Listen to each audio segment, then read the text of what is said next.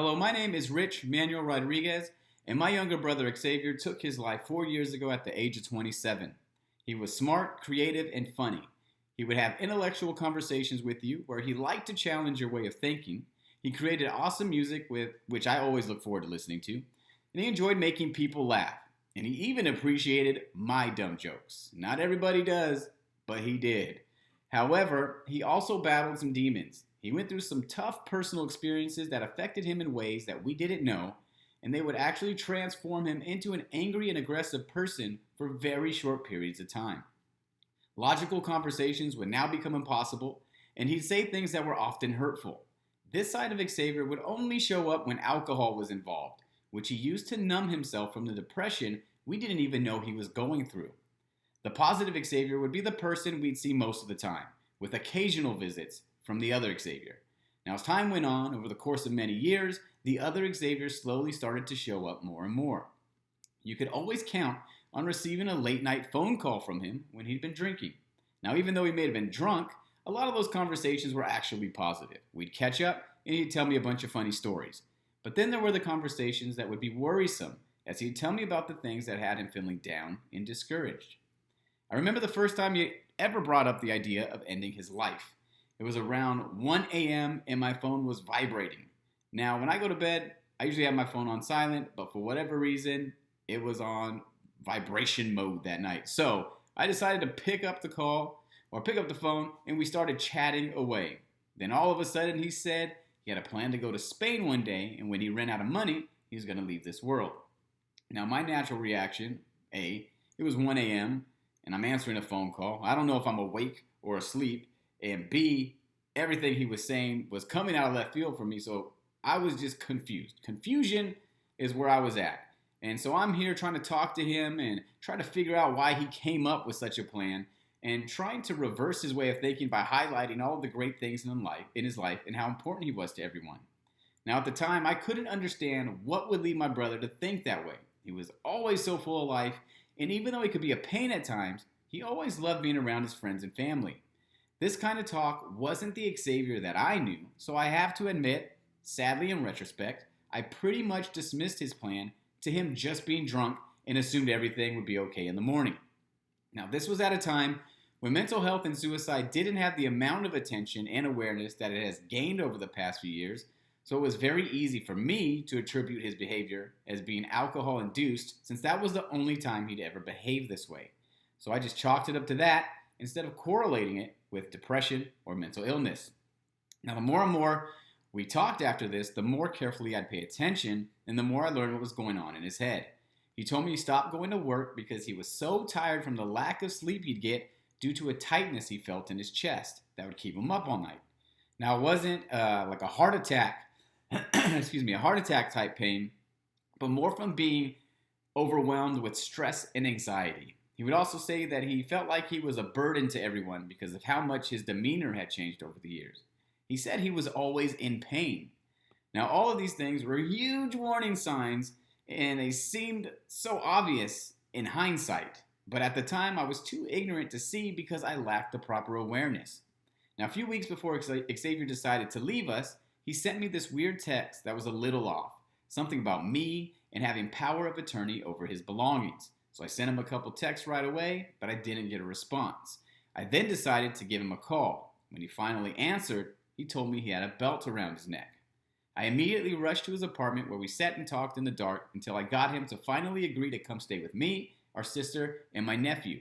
He ended up staying with us for a week. It was a good week and one that I'll never forget. He was feeling good, he wasn't drinking, and we even did something we hadn't done together in years. We all went to the movies together a couple times. We saw Mad Max and Jurassic World.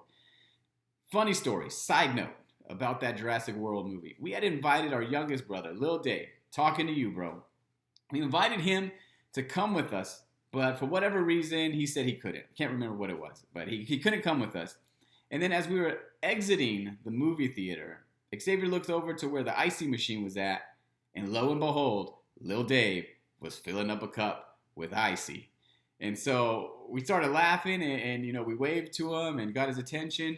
And he was so shook or, caught off guard that when we were saying bye to him, He was walking toward the theater, and we were walking toward the exit. He ran into the cardboard cutout for one of the movies that was being played there. So, instant karma, little Dave. But anyways, back to my story. Xavier was around a lot of people that made him laugh during that week we were together, and vice versa. He made us laugh. It was a good time. After that week, he wanted to go back home to clean up his apartment and start putting the pieces of his life back together. Of course, we were nervous about letting him go, but we kept checking in on him, and he seemed to be in a good frame of mind. Then he started drinking again.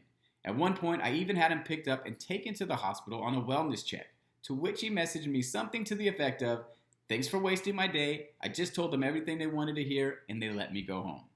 At which point, I was in disbelief, and all I could do was just throw my hands up. Couldn't believe, that's what he responded to me with. Now, a few days later, it was a Thursday morning around 7:30, and I received a text from him. Now, normally I'd be training a client at that time, but they had canceled on me at the last minute, and I'm so glad that they did, because otherwise I wouldn't have been able to respond and have what ended up being the last conversation with my brother. He told me he hadn't been to sleep yet because he had a family friend over that night, and then a couple of our family members after that, all of whom had received alarming texts from him and had gone to his apartment to talk and be there with him in his time of need. He said he was so grateful for them for doing that and for the love that they showed him. We had a very positive conversation about things, but then he said something to me that really opened my eyes up to what he was going through. He said that he really wants to make positive changes in his life to get things back on track, but his mind was telling him that he didn't deserve it and that he was better off dying. He was literally in a conflict with his own mind. After we texted for a little bit longer, he said he was tired and he was going to go, and that would be the last time we talked. The next day, my mom asked if I had heard from Xavier at all that day, and I told her that I hadn't. I knew he had some plans out in the city, so I texted him to see what he was up to, and I got no response. When I tried to call him, his phone would go straight to voicemail, indicating to me that his phone was either off or dead, which was weird for that time of the day. Pretty soon it was evening, and I still hadn't heard anything, so I started reaching out to a bunch of his friends, and no one had seen or heard from him either. Of course, worry started to set in, so I went to his apartment and banged on his door. There were no lights on inside, and he said if he'd ever do anything to himself, he'd leave his key under his mat so people would be able to get in. I hesitantly looked under his mat, and with a sigh of relief, found no key. Now it's around 11 p.m. and still no response, and his phone is still going to voicemail. That's when I call the police and request another wellness check. They called me back and said that they went to his apartment and got no answer. They talked to his neighbors, all of whom said they hadn't heard or seen anything outside the ordinary, so the police informed me that they weren't going to kick down his door at this time. Instead, they were going to wait to get the key from the landlord, which wasn't going to be available until the following morning. I text and call him all night, trying to convince myself he was just out and about without a charger, but deep down I knew. The next morning, I go to his apartment, knock on the door again. No answer. I go to the office and ask if they have an extra key and tell them I'm worried for my brother's safety. They said they couldn't give it to me unless the police were there because I wasn't on the emergency contact list. I call the police, and when they get there, we ride to his apartment together. I waited downstairs in the parking lot for what felt like forever. All of a sudden, I see the police officer coming down the stairs, and before he looked up at me, he put on his sunglasses. That's when I knew I would never see my brother again. That was the worst moment of my life. Now, 4 years later, and I still carry the burden that a lot of suicide loss survivors carry, the burden of guilt. Being the older brother of 4 siblings, I felt a sense of responsibility for what happened. I was supposed to help him, or I was supposed to help lead the way for him, but I failed. I should have never let him go back to apartment after being with us. I should have went with him to talk to somebody. I should have went to his house to listen to records that one night when he called me, but didn't because I said I was too tired. A million things I wish I would have done differently. If I knew what I know now, I would have been able to see the warning signs a lot sooner, and that he was battling something more than just an alcohol addiction. He was battling a debilitating depression that turned his own mind against him. Alcohol was just one of the few ways he could escape. Another way was through his music, but when those didn't work anymore, in his mind, he only had one option left. The overwhelming sadness of losing my brother and the guilt that accompanied it took me to my lowest of lows. I didn't want to do anything anymore. I just wanted to curl up into a ball and never leave the house. My business suffered. My personal life suffered. I was completely unmotivated for life in general, which is still something that I'm working on. I would have liked to come on here to share my story and tell you what helped me heal. But as anyone who has gone through a similar situation will tell you, you never completely heal from something like this. There's only learning how to deal with it better as time goes on. There's not a day that goes by that I don't think about Xavier, and although I may not cry as much as I used to, the pain is still there. However, I think it's what you do with that energy that really matters. You could stay curled up in a ball and never leave the house like I wanted to do. Or maybe you can attend a group with people who have gone through a similar situation and help each other navigate through your emotions. Maybe you could be there for someone who is struggling with depression or thoughts of suicide. Maybe you can attend events such as our Fitness to Fight Suicide fundraiser or the American Foundation for Suicide Prevention's Out of the Darkness walks to help raise awareness and funds for research, education, and outreach programs. One of the most rewarding parts of hosting our fundraiser these past few years has been all of the people who've approached me to share their story, like I'm sharing mine with you, whether it be about them, a friend, a family member, a neighbor, etc. Many of these people I've known for years but had no idea about this aspect of them. To be able to provide an event where people can feel safe talking about a subject matter that isn't the easiest to talk about due to the stigma that still surrounds mental illness and suicide means a lot, not only to them, but for me as well, because it's very easy to feel alone in your heartache. Seeing that suicide is the 10th leading cause of death in the US, with 129 occurring each day, chances are that either you've lost someone close to you or you know of someone who has lost someone close to them due to suicide. If you watched any of the comic book movies that come out every month, you might notice that some of the superheroes don't discover their true power until they've lost someone close to them.